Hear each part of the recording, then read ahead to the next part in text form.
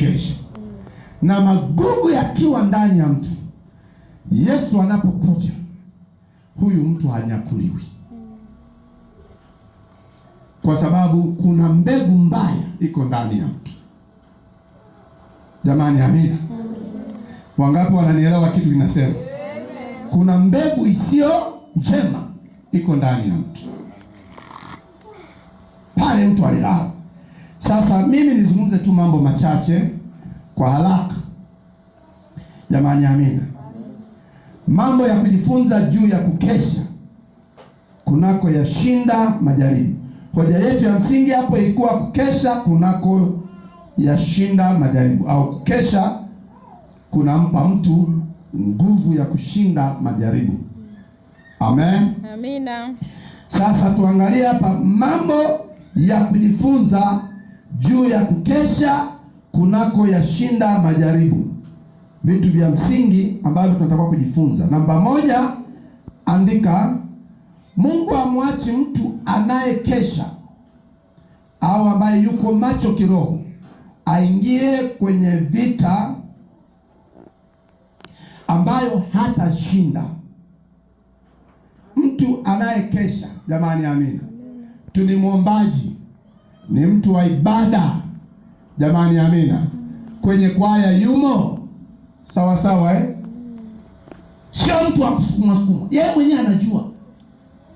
Yeye mwenyewe anajua, sio mtu wa kusukumwa, anajitambua, anajua nini anafanya.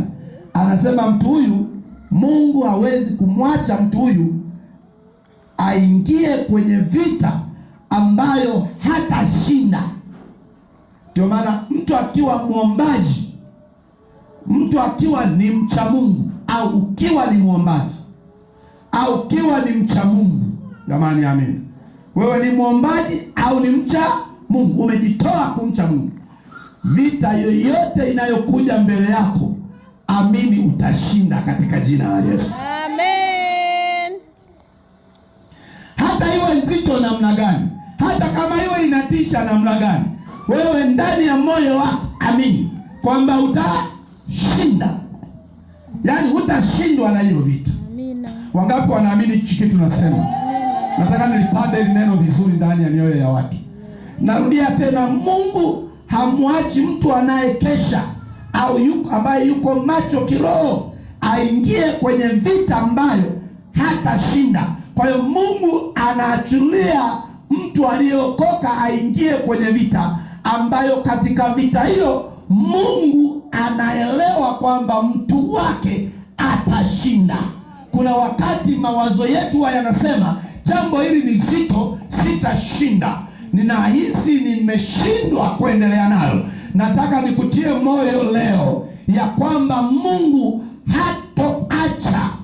hataachilia vita inuke juu yako ambayo vita hiyo itakushinda. Vita yoyote itakayotoka kwa adui, Mungu ataiachilia ifike kwako, lakini amekupa na nguvu ya kushinda katika jina la Yesu. Kitabu cha Petro, waraka wa kwanza wa Petro, wasomaji wa Biblia tuwai hapo, tuna muda mchache leo. Waraka wa kwanza wa Petro sura ile ya 5. Mmoja tusomee hapo mstari ule wa 8 na ule wa 9. Waraka wa kwanza wa Petro sura ile ya 5 ule mstari wa 8 na ule wa 9.